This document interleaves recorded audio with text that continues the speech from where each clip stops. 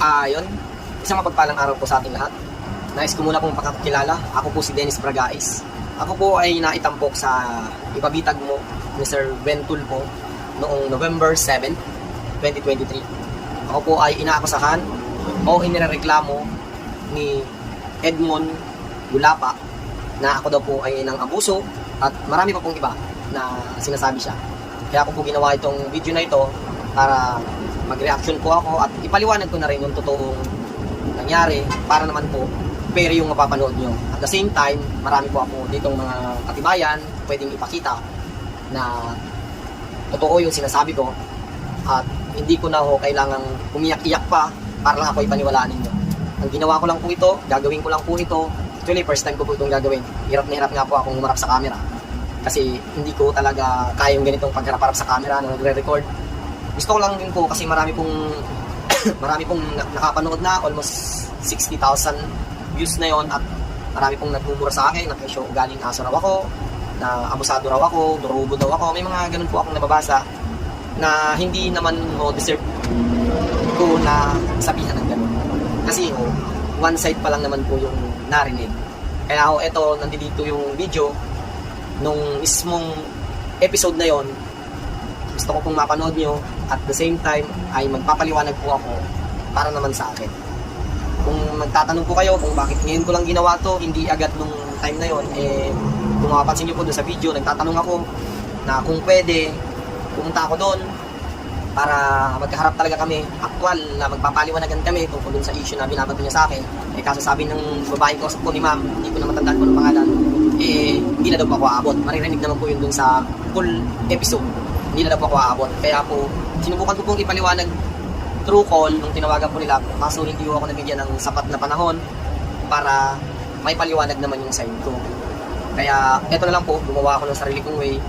Akala ko kasi po, pupuntahan nila ako or kagaya po sa nakikita ko kay Sir Rapi Tulfo na pinupuntahan yung nirereklamo o yung nagrereklamo para ulitin yung side nila, may media, pero hindi pala po ganoon. Kaya gumawa na lang po ako ng sarili kong pamamaraan para maiparating ko rin po yung buong katotohanan at masabi ko po sa inyo na ang lahat, halos 99% ng nasabi po doon sa programa is kasinungalingan. Hindi ko sinabing 100% kasi meron naman po mga totoo. Gusto ko lang po talagang klaruhin. Ito po, panoorin po natin. Amo, inalok ang mag-asawang empleyado ng hulugang motorsiklo. Empleyado nag-resign. Amo, agad rumesbak. Pinaalarma ang motorsiklo at nagsampa ng kasong pagnanakaw. Doon pa lang po sa unang linya na yung amo daw po ay inalok ang mag-asawa ng pahulugang motor. Tapos, nag-resign daw po yung empleyado. Tapos, rumesbak daw po yung amo na pinaalarma daw po yung motor. Tapos, nagkaso daw po ng karnaping. Totoo po yun. Totoo po na nagkaso ng karnaping at totoo po na pinaalarma yung motor. Pero ang hindi po totoo doon ay yung sinabi na yung amo ay nag-alok ng pahulugang motor. Kasi po, that time, nagpaplano po ako kumuha ng isa pang motor. Kasi isa lang po ang motor ko, yun po mismong NMAX na nandiyan sa Larawan. Isa lang po, yun lang po ang motor ko.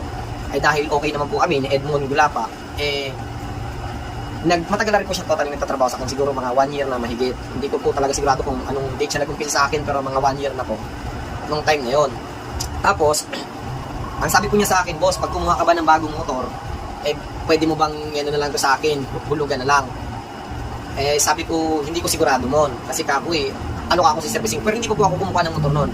Kukuha pa lang ako, nag-iipon ako nung barya-barya na 20-20. Actually, in-upload ko pa po yung sa Facebook ko. Yung inipon ko na 20-20, pang down sana ng malaking motor. Sabi ko, kasi kung kukunin ko naman yung malaking motor na yon, hindi ko naman pwede ka akong servicing yon. Kasi magastos ka ako sa gasolina. Yun po, doon pa lang po, kasi nungalingan na. Yung pinarating niya sa programa ni Sir Ben Tulfo na ipabitan mo. Tuloy po natin yung video. Ito po. Ng kanyang amo na sinampahan daw siya ng kasong or sasampahan daw ng kasong karnaping. Panoorin natin ang detalye ng sumbong ni Edmond. Gusto lang po nga humingi po ng tulong dahil yung boss ko po ay naano po ako ng nagbibintahan po akong kinarnap ko daw po yung motor. Tapos naano po siya, yung may mga kinakaso daw po siya sa akin. Naharas po niya ako, pati pamilya ko na dadamay na po sa ginagawa niya. At Ito po. Doon pa lang sa sinasabi niya na pinagbibintangan ko siya na kinarnap niya yung motor, hindi ko po siya pinagbibintangan. Kasi po, dinala niya yung motor ko na yon without my permission. Nasa probinsya po ako noon. Bigla na lang po siyang umalis, dala-dala niya yung motor ko. Yun po ay 1 p.m. October 4. Nasa probinsya po ako noon. Hindi po siya nagpaalam sa akin na dadali niya yung motor. At nung bumalik po ako ng 5, 4 po ng hapon, bumiyahe na rin ako. Syempre, malayo po yung probinsya namin. Sa Bicol pa kami. Bumiyahe po ako papunta din sa Maynila. Hindi ko naman po siya inabutan at wala na siya. Pero wala po siyang sinabi tungkol sa motor. Basta lang po siya umalis, wala ko kaming pinagtalunan. Tapos ang ginawa lang po niya, puro pagbabanta siya na kesyo kakasuhan daw niya ako below minimum wage. Pero wala po siyang sinasabi tungkol sa motor. Yun po yung naging topic niya na sinasabi niya na inano ko siya, inaharas ko siya. Binigyan ko po siya ng taning. Ang sabi ko sa kanya, hanggang ngayong maghapon ng 5, ibalik mo ang motor ko para wala tayong problema. Hindi po niya pinalik. Tinatawan-tawan lang po niya ako kesyo pupunta daw siya doon, pupunta siya sa Dole, pupunta siya sa kung saan. Hindi po siya nakikipag-usap sa tungkol sa motor.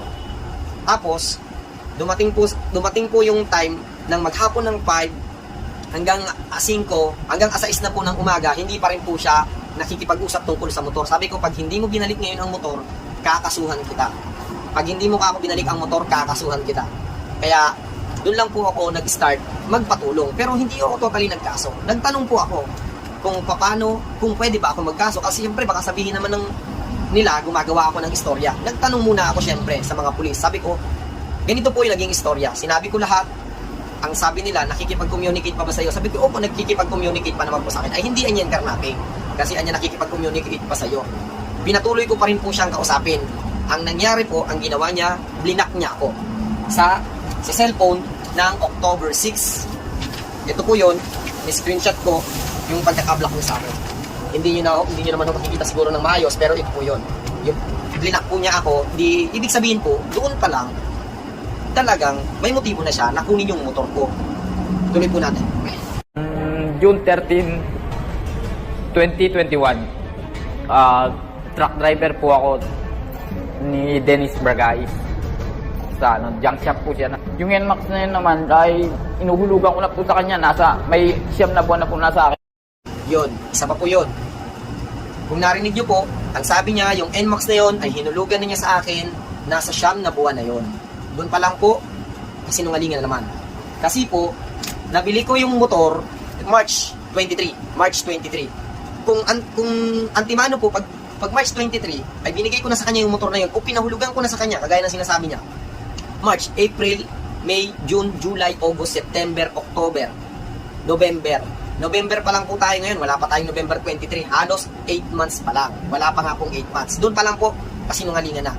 At ano po ang katibayan po? Yung deed of sale po ng NMAX na isa na naririto po sa akin. Diyan pa lang po, patong-patong na yung kasinungalingan na lumalabas. Kaya, eto po yung ginawa ko. Kaya, para mapatunayan talaga kung alin yung totoo. Tuloy po natin. Ngayon po, nagka-problema mo nga kami. Gusto ko na lang maisoli sana. Nabugbog pa ako nun eh. Hindi ko na ako alam. Pinsan niya po. Wala ho kaming naging problema. Doon sa sinabi po niya na nagka-problema kami, wala po kaming naging problema. Yan po ang totoo, wala po kaming naging problema. Tapos isa po, yung nabanggit niya na Ngayon po, nagka-problema mo nga kami. Gusto ko na lang maisoli sana. Nabugbog pa ako nun eh. Hindi ko na ako alam. Pinsan niya po. yun po yung sinasabi niya na nabugbog daw siya. Opo, nabugbog siya. Pag napanood niyo po yung full episode, inamin ko doon, nabugbog siya. At ang bumugbog po sa kanya, asawa ng pinsan ko. Bakit? Bakit po siya binugbog? Kasi po, minolestya niya yung minor de edad na anak ng pinsan ko. Pero hindi po related sa trabaho yun. Hindi po siya inabuso, kaya siya nabugbog. Wala akong utos, wala akong kung ano. Binugbog po siya kasi minolestya niya po yung anak nung asawa ng pinsan ko. Yun po ang totoo, kaya siya nabugbog. Ako po, umarap ako, hindi ko kailangang umiyak, hindi ko kailangang magmakaawa. Pero yan po ang totoo. At lahat po ng sinasabi ko ay may katibayan ako na pwede kong iharap sa inyo. Para at least malaman po kung sino talaga nagsasabi ng totoo. Tuloy po natin. Nabugbog pa ako. Hindi ko na lang kung ano, pinsan niya po, binugbugbo nila ako. Hindi ko ang tulong dahil alam ko, lagi ko po siya napapanood na siya lang, sa tingin ko po siya lang po yung makakatulong sa akin sa sitwasyon ko ngayon. So kung humingi ng tulong na ibalik lang po niya, ibalik po namin yung motor, tanggapin niya tapos wala pong wala pong kahit anong pasok. Ang sumbong iimbestigahan at aaksyonan sa hashtag ipabitag mo. Sir Carl, Dean, medyo tong sumbong na to ha, grabe yung iyak ni Kuya, no? Ayun, sabi po ni Ma'am Bitag Tonet, sabi po, yun, medyo umiiyak siya, medyo nakakaano daw po kasi umiiyak. Ako po hindi ako umiiyak, pero ako po ang nagsasabi ng totoo. At marami po akong katibayan. Marami po pwedeng magpatunay na totoo ang sinasabi ko, pero hindi po ako umiiyak. Yun lang po yung gusto kong maging komento. Tuloy po natin. Kaya makakasama natin ngayon sa studio natin ngayon ang nagre-reklamong si Edmond Gulapa. Magandang umaga sa iyo, Edmond. Okay, so Ma'am Tonet, Sir Carl, siguro bago natin siya kausapin, bigyan muna natin ng konting detalye yung mga audience para maintindihan nila yung sumbong na Edmond. So, June 13, 2021, naging truck driver si Edmond ng junk shop. So, empleyado daw siya sa junk shop, pati yung kanyang misis bilang sekretarya ng kanilang amo. So, Pebrero 2023, inalok si Edmond ng kanyang amo na bilhin ang motorsiklo nitong Yamaha NMAX. Ang kanilang napagkasunduan, 5,000 pesos kada buwan ang ikakalta sa kanyang sahod bilang bayad sa motorsiklo. So, September 4, 2023, nag-resign sa trabaho si Edmond. Kaklaruhin ko lang po yung sinasabi ni Sir, hindi ho nag-resign si Edmond, tumakas po siya. At isinama rin po niya yung asawa niya na the same time ay nagtatrabaho po sa asawa ko bilang tagapagluto ng pagkain. At yun po ay sariling tao rin ng asawa ko. Yung ama po nila ay magkapatid. Magpinsang buo po sila. Sinadya po nila na tumakas yung asawa niya, nagtatrabaho ng katulong na si Jo Marie, pagkakakilala ko lang kasi minut Ara talaga, Ara Beltran. Pero ang tunay po niyang pangalan is Jo Marie Barbacina. Kasi hindi yung pagpinsan po ng asawa ko yun na taga-probinsya, nga ngayon lang halos sila nagkita-kita. Kaya hindi ko masyadong kilala yon kahit pinsan ng asawa ko yon. Plinano po talaga nilang mag-asawa na tumakas kasi po yun mismo ay overvaler rin po sa misis ko ng almost 11,000. Yan po lahat ang totoo at yan po ay may mga patunay. Kahit po sila alam po nila yan. Si Edmond, si Ara, alam po nila na totoo ang sinasabi ko. Tuloy po natin video. Kinabukasan, September 5, isinuli daw ni Edmond ng motorsiklo sa kanyang amo pero ayaw nitong tanggap. Yon, isinuli daw po ni Edmond ng hindi po September yon, hindi po September, October 5 po yun. Kasi po umalis siya ay October 4, October 5 po yung sinasabi dito na wala pong September na nangyari. Kasi po, marami kaming conversation na nasa kanya na yung motor at may date po. Hindi naman po magsisinungaling sa messenger. Kaya wala hong September na nangyari. Kagaya po ng sinasabi ni Sir dito sa programa nila. Nagpatulong sa Edmond sa barangay para ipatawag ang amo pero hindi ito nagpakita. Yung sinasabi po na dumulog siya sa barangay, doon po yun sa barangay nila sa Pampanga. Nandito po ako sa Maynila. Ang gusto po nilang mangyari, pero hindi po yun September October 5 po yun. Hindi pati po yun October 5 nangyari. Nangyari na lang po yun October something, lagpas na po siya ng 6. Mahigit. Kasi nga po, nalaman na niya na kinasuhan ko siya kasi po nagkaso ako ay October 6. Nalaman na lang po niya nung kinasuhan ko siya. Kaya po siya nagpurso na ibalik na yung motor ko kasi kinasuhan ko nga po siya. Pero nung October 4, October 5, bago mag-October 6, wala po siyang binabanggit tungkol sa motor. Ang binabanggit lang po niya, kesyo kakasuhan daw niya ako, na ganito, ganyan, abusado daw ako, ganito, ganyan, wala po siyang binabanggit. Kaya hindi po September 5, hindi po October 5 siya nagpunta sa barangay. May record naman po yan sa barangay nila. May record po yan sa barangay nila. Kung anong date po sila nagpunta ron, at gusto niya po papuntahin ako doon sa barangay nila. Ang layo-layo po sa Pampanga pa po yun. Siya yung nagdala ng motor ko. Ba't hindi na lang niya isinauli dito sa akin? At alam naman yan, hindi po sa kanya yun. Tuloy po natin video. September 6, muling bumalik si Edmond sa barangay para isoli ang motorsiklo, subayat ayaw daw tanggapin ito ng barangay. September 7, kinabukasan ulit, kasama ang 4 na Parañaque police. Wala hong nangyari ng September 7. Sa totoo lang po, wala pong nangyari ng September 7. May video po siyang ipinipresenta na may kasama siyang mga pulis. May date naman po yun doon. Hindi ko lang po sure kung anong date yun, pero hindi po yun September 7. At nangyari po ang pagtangay ng motor ay October 4. Tuloy po natin video. Sinubukan na naman isoli ni Edmond ang motorsiklo sa junk shop. Subalit hindi pa rin daw tinanggap ng kanyang amo. Hindi po sa hindi ko tinanggap. Kasi po, nangyari nga po yun, nung ibabalik na niya, is nakapile na yung kaso. Hindi naman ho ako marunong sa mga kaso-kaso na yan. Siyempre, pag nandyan na po yung motor, hindi ko naman alam kung anong mangyayari. Baka mamaya, sabihin naman sa pag-file ko ng kaso, gumagawa ako ng kwento. Pero wala po ako nung time na ibinabalik niya yung motor. Ibinabalik lang po niya sa mga tao ko. Kaya ang sabi ko, tinawagan ako ng tao ko na nagtatrabaho sa akin. Sabi nila, nandito si Edmond, ganito, ganyan. Sabi ko, huwag nyo akong tanggapin yan. Kasi kako, may usapin na tungkol yan, kako. Kasi ang iniisip ko naman po noon, kaya hindi ko pinatanggap, baka ako naman ang mabaliktad. Baka sabihin, naggawa lang ako ng istorya na kesyo kinarnap yung motor, kesyo ganito.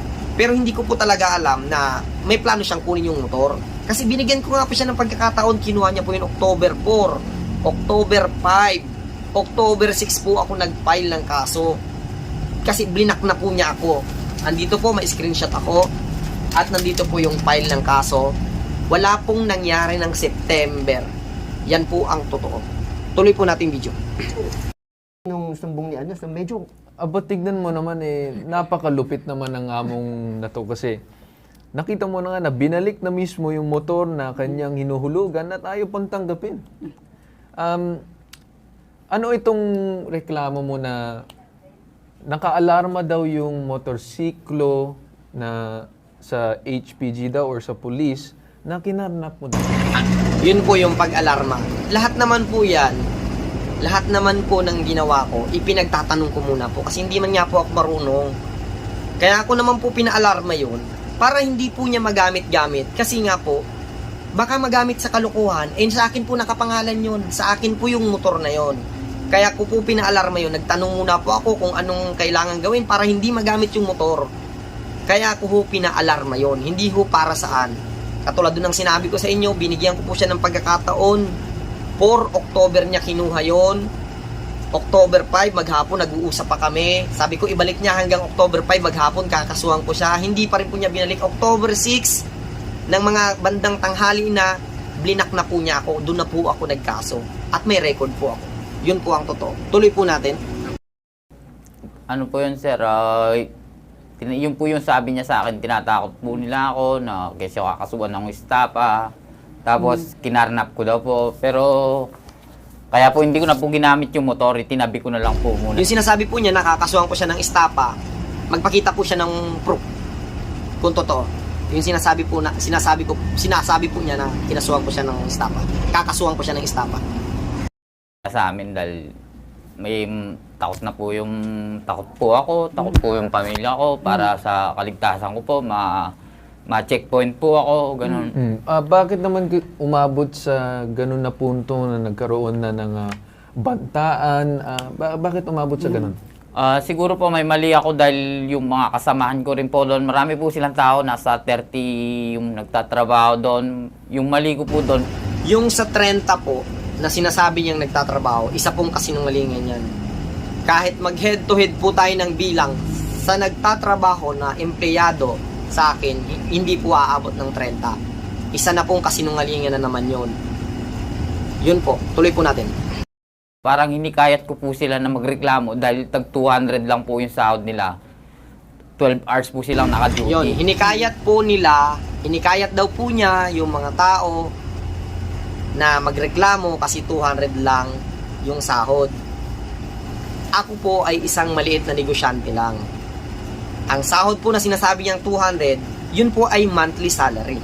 Monthly salary na sumasahod po ng 6,000 per month. Pero yun naman po ay libre na lahat.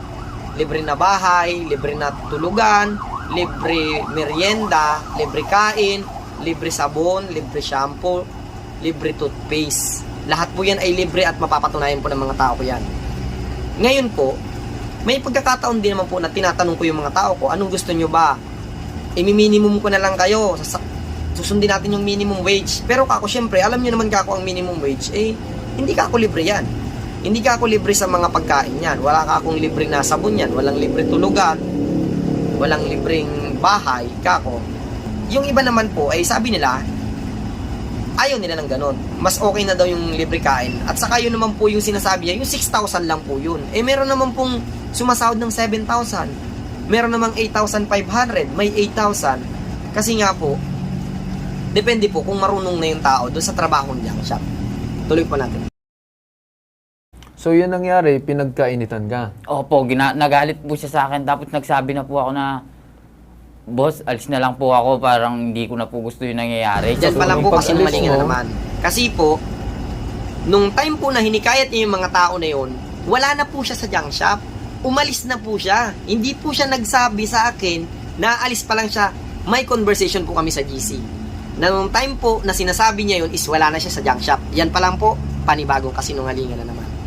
Tuloy po natin. Hindi mo na nakayanan. Yung nangyari is, yung motor is sinasauli mo. Bakit sinasauli mo yung motor? Ano ba yung istorya nun? Ano po, yung inano niya po sa akin yon, ulugan ko daw, nagmaganda loob po siya. Sabi niya, ulugan mo muna habang nandito ka. Wala po limit kung kailan ko matapos. Basta 85 po yung pagkasabi niya.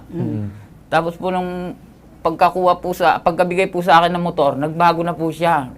Nung una po, lagi po kami Yun. sinasama niya. Yung pagkabigay ko daw po ng motor, nagbago na daw po ako.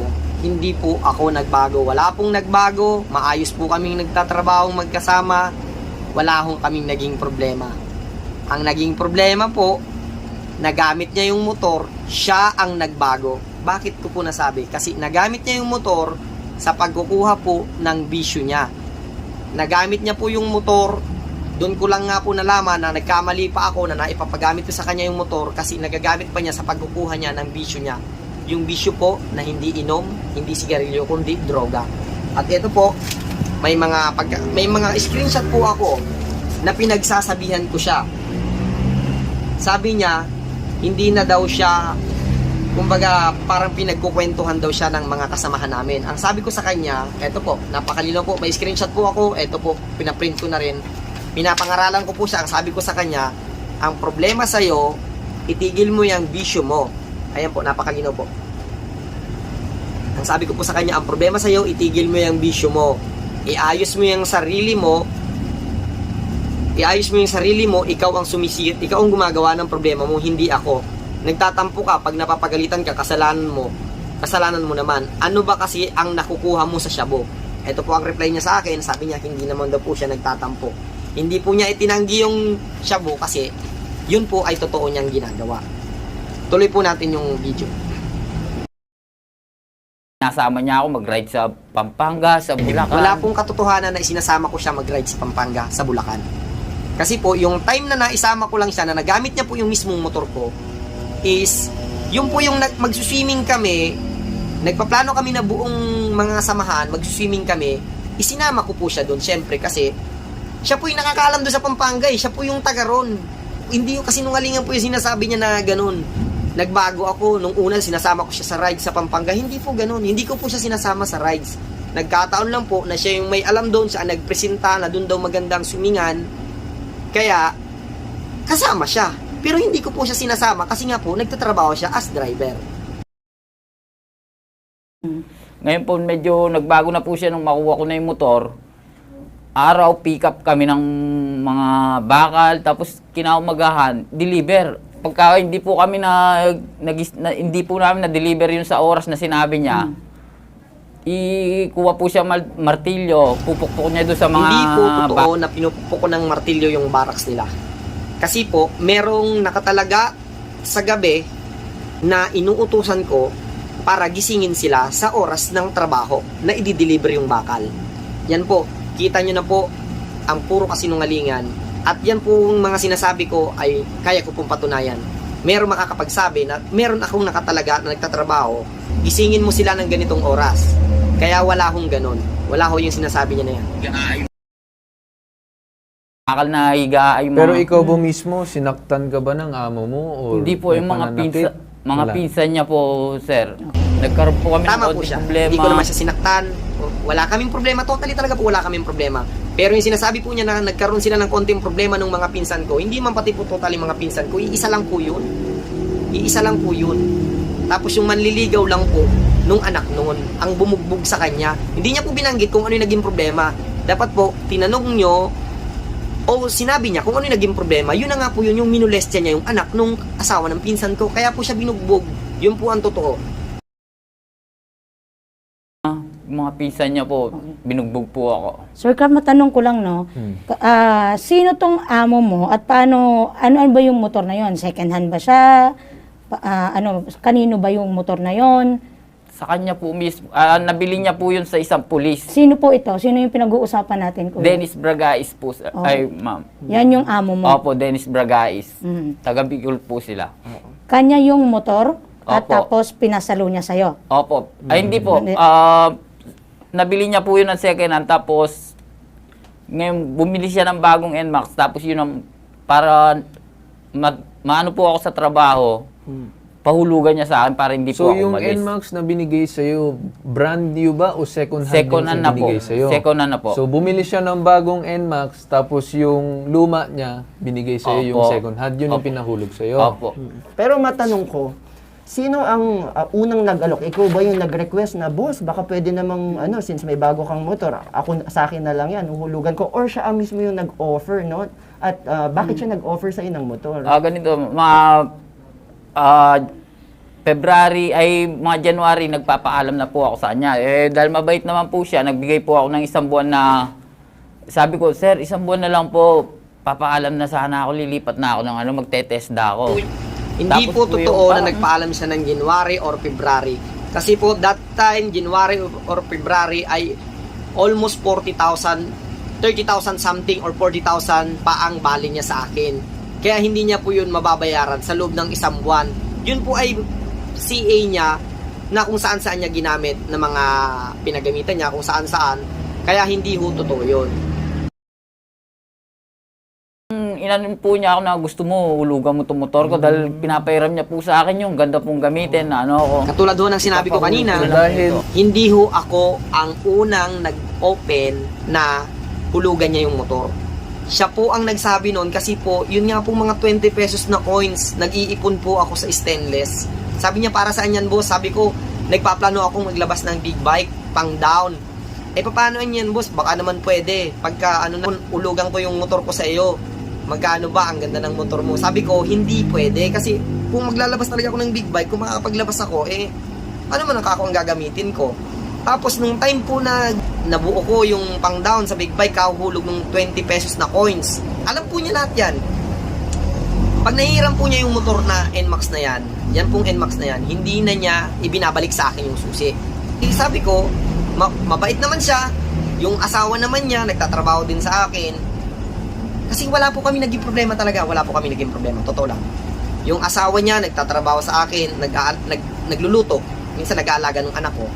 Pinsan buo naman po ng asawa ko. Kaya ang ginawa ko po, bumili ako ng NMAX na isa para yun po ang maging service ko. At ang pagkakabili ko po ng NMAX na yun ay March 23 at nandito po ang date of sale sa akin. March 23. Kaya po yung sinasabi niya na nahulugan na niya ng 9 months yung motor na NMAX, isa pong malaking kasinungalingan. Tuloy po natin. gusto mo na sanang umalis dahil nahihirapan ka na pumunta or mag-commute sa trabaho. Opo. Binigyan, nagkusang loob yung amo mo na bigyan ka ng motor. Opo. At hulugan mo na lang gamit yung sahod mo parang... Ayan po, yung sinasabi po ni Opo. Sir Tulpo na nahihirapan mag-commute, nahihirapan kaya binigyan ko ng motor, yan pa lang po, upo siya ng upo. Kasinungalingan po yan kasi stay in po siya Stay in po siya dito, paano po siyang magko-commute?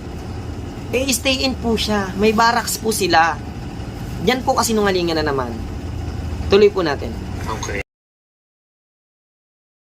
Magkano yung motor? 85 po yung usapan namin. Magkano yung agreement nyo na huhulugan mo? Magkano kalta sa sweldo mo? Wala po may 5, may 7, iba-iba po eh. Wala po siyang basta yung gusto niya lang daw, mahulugan niya. Para may makita daw po siya na gamit ko, na mapundar ko po. Mabait po niya eh. Wala po ako masabi sa kanya nung mga unang taon ko sa kanya, buwan. Ayan po, sinabi niya mabait daw ako. Siguro, mabait po ako. Hindi ko man po sure yun kung mabait ako. Basta ang sabi po niya, nabanggit niya, may 5, may 7. Wala hong ganun. Wala ho siyang naiuhulog na 5 or 7. Kasi po, meron kaming listahan ng bale na hiningi pa niya mismo sa kapatid ko bago siya tumakas, bago siya umalis, na nasaan daw yung listahan na yun. Kaya meron po siyang kopya nun. At isinend din po niya sa kapatid, isinend po sa kanya ng kapatid ko.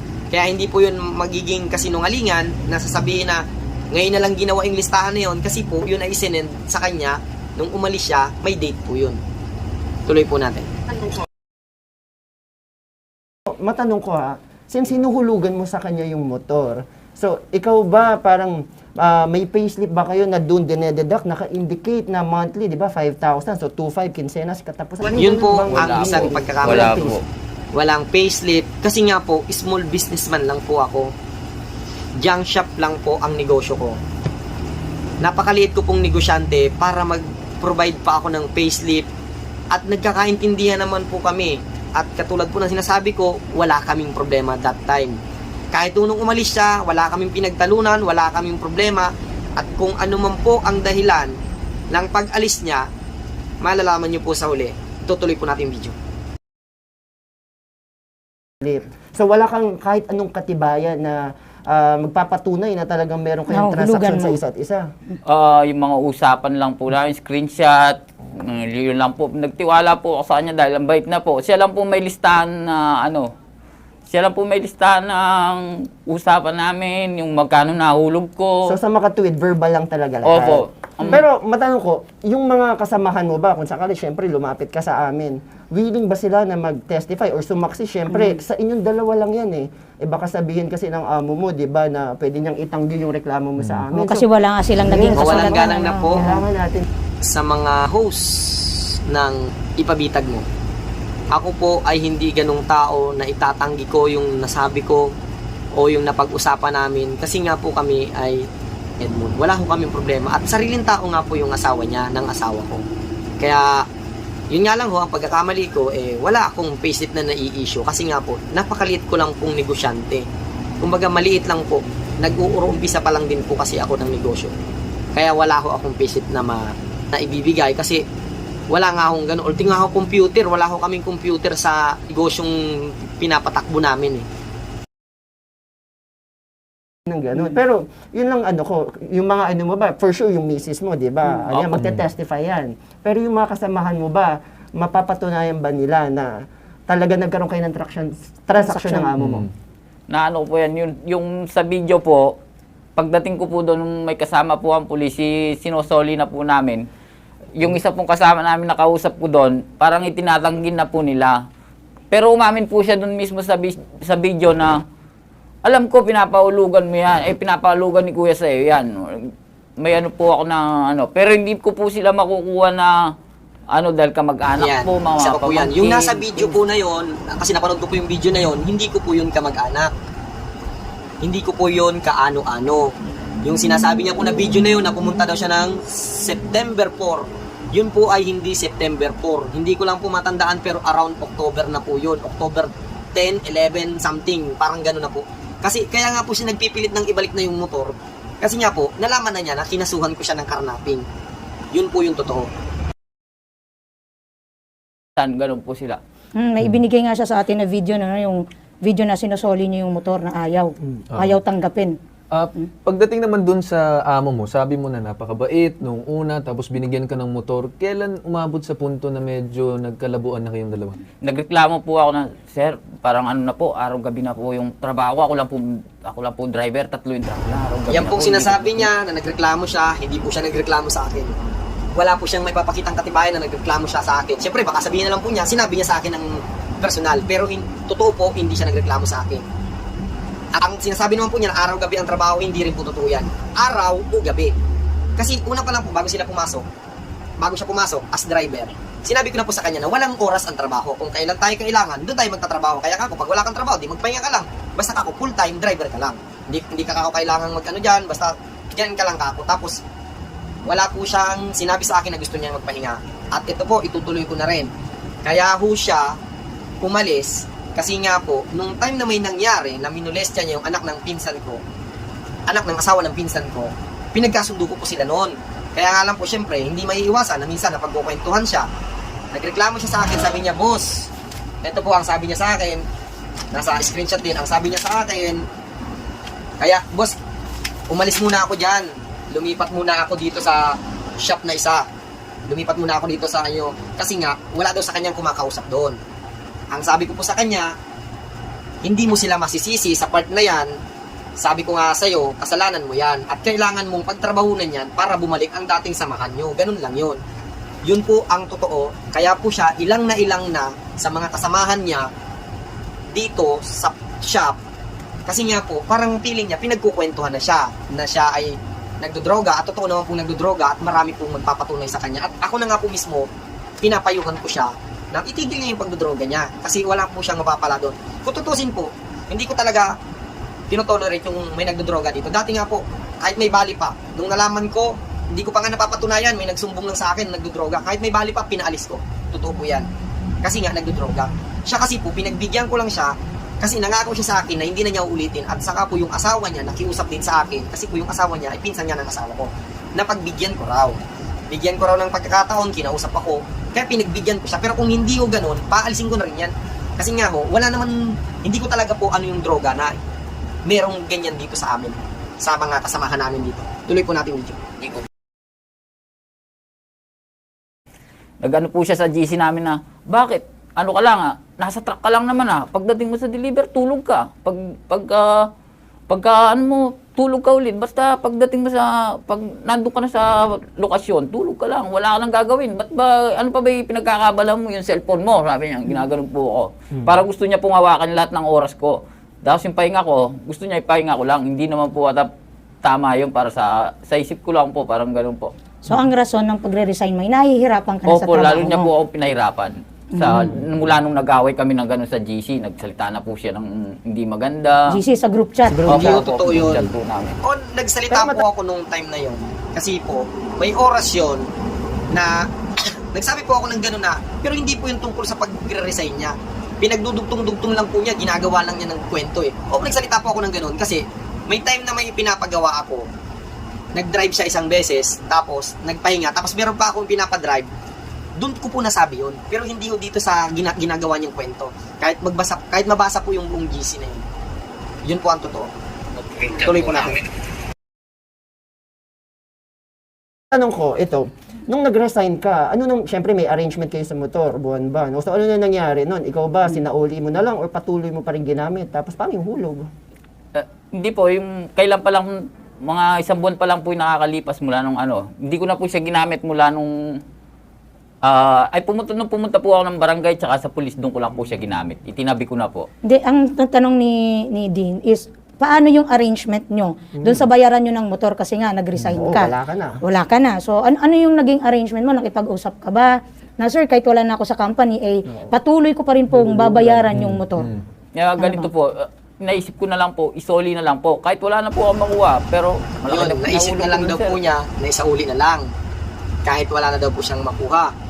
Pero hindi niya po yung naisip, nung kinuha niya, nung 4, kinausap ko po siya ng 5, October 4, October 5, hanggang October 6. Naisip na lang po niyang isauli nung kinasuhan ko na nga siya. Tapos kahit wala na daw po siyang makuha. Ilang taon mo nang nahulugan? Buwan? Mga nasa 9. Yan po, kagaya na sinasabi ko, 9 months na daw niya nahulugan, wala pa pong 8 months na hawak-hawak niya yun.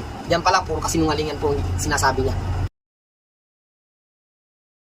Kahit sa ano ko po, kahit wala po akong makuha, kahit anong ano ko na lang, yung matahimik Yan. lang po. Napakabait naman po niya sa salita niya na yun. Na kahit wala na siyang makuha, matahimik na lang. Hindi ko naman gagawin sa kanya yun. Kasi kung may nahulog po siya, di patunayan niya po na may nahulog siya. Pero yung sasabihin niya po na kahit matahimik na lang, isipin niyo po, nagpunta pa siya dyan sa ipabitag mo. Anong laban ko sa ipabitag mo? Yung sinasabi niya na nakahulog na siya ng 9 months, dyan pa lang po pwede nyo na akong talunin Bakit niya isasahuli sa akin yung motor? Kung tutusin, meron na nga po siyang backer. Nandyan na sa ipabitag mo, napakalakas ng ipabitag mo. Bakit niya isasahuli yung motor nakapaghulog na siya ng 9 months? Doon pa lang po nagsisinungaling siya At yun nga po, paano siya makakapaghulog ng 9 months? 8 months pa lang po niyang nahawakan yung motor, wala pa nga pong 8 months. 7 months pa lang pong mahigit. Yun po ang totoo. Emotional si kuya, no? Bakit? Bakit nagiging emotional ka? Ano po kasi, damage na po sa kalooban, sa ano po, sa pamilya. Parang inano niya po ako. Nagpatulong po kasi sa barangay namin, sa mismong kapitan namin para isole. Ipinangalandakan na po. Tinangay niya lang yan. Hindi yan ano. Yan po yung may time na patunay ba sinasabi siya niya daw? na nagpatulong siya sa kapitan nila. Ang gusto po ng kapitan nila, pumunta ako doon sa Gandaba, Pampanga. Yun po ang gusto niyang mangyari, pumunta ako doon. Eh bakit naman po ako pupunta doon?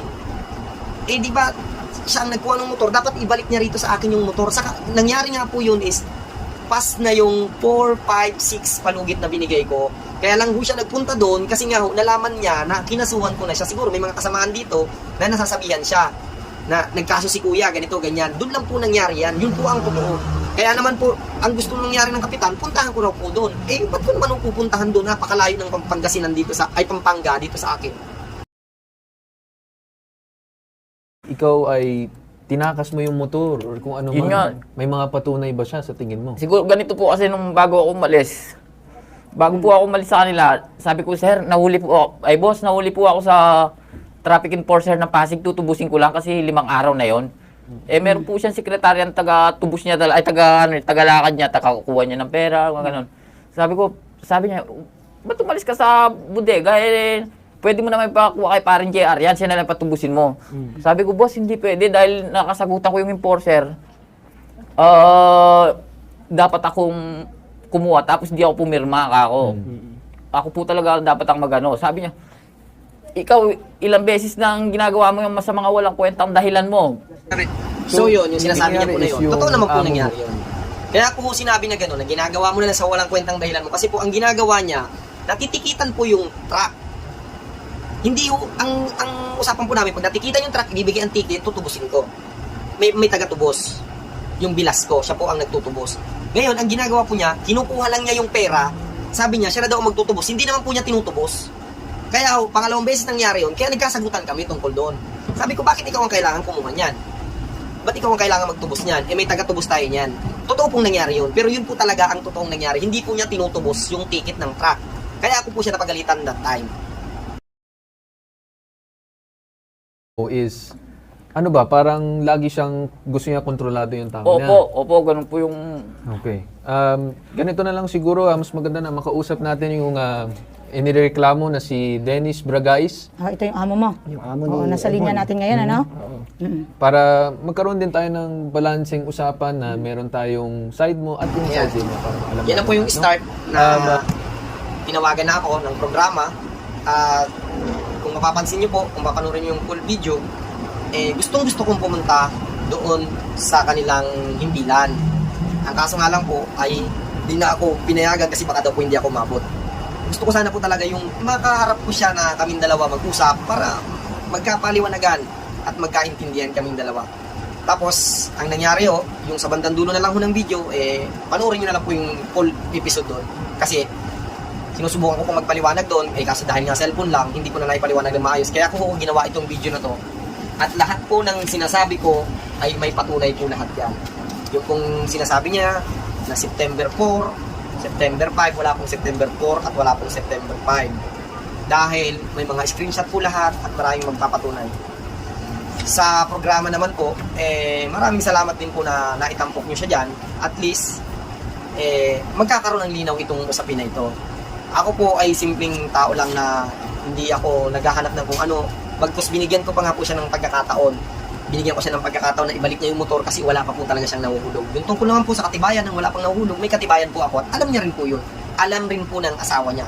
Siyempre, kung hindi po nila tatanggapin yung pagkakamali nila, pasisinungalingan nila yun. Pero yung mga sinabi ko ho na nakasulat, na pinagsasabi niya, pati yung date of sale ng isang NMAX na binili ko para mahawakan niya yung isang NMAX na yon, hindi ko magsisinungaling. Kasi nasabi niya na almost na 9 months na niyang nahulugan, 7 months pa nga lang po sa kanya yung motor. Tapos, nangyari po yan ngayon ay November 7 na po siya nagpunta niyan sa inyong himpilan. Ay umalis po siya ay October 4. Di ibig sabihin po, yung computation natin na simulang March 23, April, May, June, July, August, hanggang September lang po dapat yun. Kasi yung October po, yung tumakbo ng isang buwan ng October, wala na po siya sa akin noon at umalis na nga po siya ng October 4. Ibig sabihin po, papalo lang po ng almost 6 months na nasa kanya yung motor. Saan niya po kinuha yung sinasabi niya na hinulugan niya ng 9 months yung motor. Ayun, dito ko na lang po tatapusin yung video. Masyado na po mahaba. Basta sinabi ko naman po yung part ko, detalyado, at may mga patunay po ako, at may mga titistigo po na talagang totoo yung mga sinabi ko. Hindi ko kailangang umiyak para paniwalaan niyo ako. Totally, hindi ko na talaga po sana gagawin to kasi alam ko naman talaga yung totoo. At alam ng mga nakakaalam kung ano yung totoo. Maging si Edmond at saka yung asawa niya, alam kung ano ang totoo. Kaso ayaw lang po nilang tanggapin yung pagkakamali nila, kaya umabot sa ganito. Yun doon naman po sa usapin na hindi ako nagbibigay ng mandatory na katulad ng SS, PhilHealth, yun na lang po ang kailangang iayos kasi hindi ko po alam kung kasi nga maliit na negosyo lang naman ako, hindi ko po alam na kahit ganoon kaliit kailangan ko pang magbigay ng ganoon. Kaya yun siguro ang malaking pagkakamali ko. Pero yung tungkol po doon sa motor na nasabi na durobo ako, na ano akong amo, magulang, baga parang ganoon, hindi ko totoo. Wala pong katotohanan yun. Ginawa ko lang po itong video na to kasi marami na rin nakapanood nung episode na yon. Tapos masyado na ho akong nilalait-lait na kesyo ugaling aso nga raw po ako ganun. Kaya hindi ko na natiis. Gumawa naman ho ako ng side ko para naman malaman. Anytime ho kung gusto akong makaharap ni Edmond, ihaharap ko sa kanya yung mga patunay na totoo ang sinasabi ko. At saka kahit di ko na po iharap sa kanya, alam naman po niya na ganun talaga. Muli po, maraming salamat sa inyo sa programa po ng Ipabitag Mo. Mas maganda na rin po yung ganyan na na-open yung usapin na yan. Lalo nga rin po dun sa mandatory yung SS, PhilHealth, Pag-ibig. At least, nadagdagan po yung kalaman ko tungkol sa ganon. Dahil nagninegosyo po ako. Although maliit lang po talaga yung negosyo ko, kaya ganon. Yun, pasensya na po kayo kung masyadong mahaba yung naging paliwanagan. At least na ipaliwanag ko po sa inyo ng mas maayos kung ano talaga yung totoong nangyari.